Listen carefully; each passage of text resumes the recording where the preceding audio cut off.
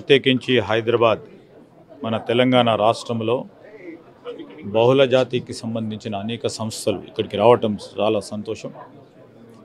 Providence సంబంధించి ఒక multinational company వారు కొత్త ఆఫీస్ ప్రారంభోత్సవ సందర్భంలో మరి అనేక మంది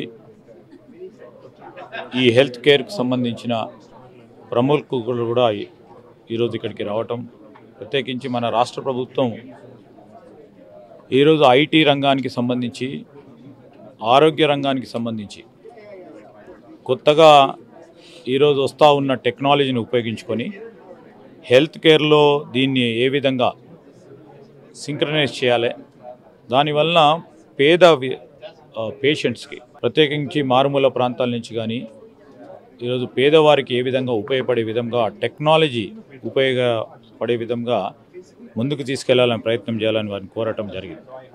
ఆ క్రమంలో రాష్ట్రానికి సంబంధించిన యావత్ ప్రజానికానికి దాదాపు 4 కోట్ల మంది హెల్త్ ప్రొఫైల్ని తయారు చేయాలి.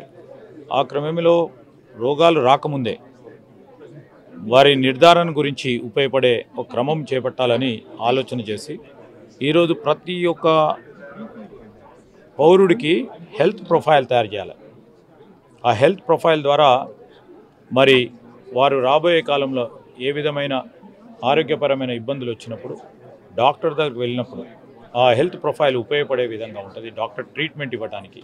సో దీంట్లో టెక్నాలజీని ఉపయోగించుకొని ఆ టెక్నాలజీ ద్వారా బెస్ట్ మెడికల్ కేర్ ఇచ్చే క్రమంలో ముందు నిలబడాలనే ఆలోచనతోనే ఈరోజు రాష్ట్ర ప్రభుత్వం ఒక ప్రయత్న భాగంలోనే మా హెల్త్ మినిస్టర్ గారు దామోదర్ రాజనరసింహ గారు కానీ, ముఖ్యమంత్రి రేవంత్ రెడ్డి గారు కానీ మరి అతి త్వరలో కూడా ప్రతి ఇంట హెల్త్ ప్రొఫైల్ ఒక కార్యాచరణ తీసుకొని రాబోతూ ఉన్నారు. ఆ క్రమంలో కూడా ఈరోజు ఇక్కడ ఫార్మాకు సంబంధించి హైదరాబాద్ గత 30-40 సంవత్సరాల నుంచి మరి ప్రధాన క్యాపిటల్గా ఉంది, రాజధానిగా ఉంది. మొత్తం యావత్ దేశంలోనే 40% మరి ఫార్మాకు సంబంధించిన ప్రోడక్ట్స్ని ఇక్కడ డెవలప్ చేయటం, ఇది ఫార్మా క్యాపిటల్గా ఉంది. దీన్ని పెద్ద ఎత్తున ముందుకు తీసుకెళ్లే ప్రయత్న భాగంలో 3 దశాబ్దాల కింద మొదలై దినదినాభివృద్ధి చెందుతూ ఈరోజు ఫార్మాకు సంబంధించిన మరి కంపెనీస్ కానీ ఇక్కడ పెద్ద ఎత్తున రావాలని ఓ ప్రయత్నం జరుగుతూ ఉంది. హైదరాబాద్ వాతావరణం కానీ, హైదరాబాదులో ఉన్న మేధాశక్తి కానీ, హైదరాబాదులో ఉన్న మరి ఆ పరిశ్రమకు కావాల్సిన వనరులు కానీ ఈ ప్రాంతంలో ప్రత్యేకించి ప్రభుత్వ పరంగా కూడా పూర్తి స్థాయిలో వారిని ప్రోత్సాహం చేసే కార్యాచరణ తీసుకుపోతా ఉన్నాం. పెద్ద ఎత్తున రేపు జరగబోయే బయో ఏషియా కాన్ఫరెన్స్, 2 రోజులు జరగబోయే బయో ఏషియా కాన్ఫరెన్స్లో మరి పెద్ద మరి లైఫ్ సైన్సెస్కు సంబంధించిన ప్రతినిధులు కానీ, పెద్ద కంపెనీస్ వారు కానీ ఇక్కడికి రాబోతూ ఉన్నారు. దాంట్లో మరి ముఖ్యమంత్రి గారు కూడా ప్రభుత్వం తరఫున 2 ప్రధానమైన నిర్ణయాలు కూడా తీసుకోవటం జరుగుతుంది.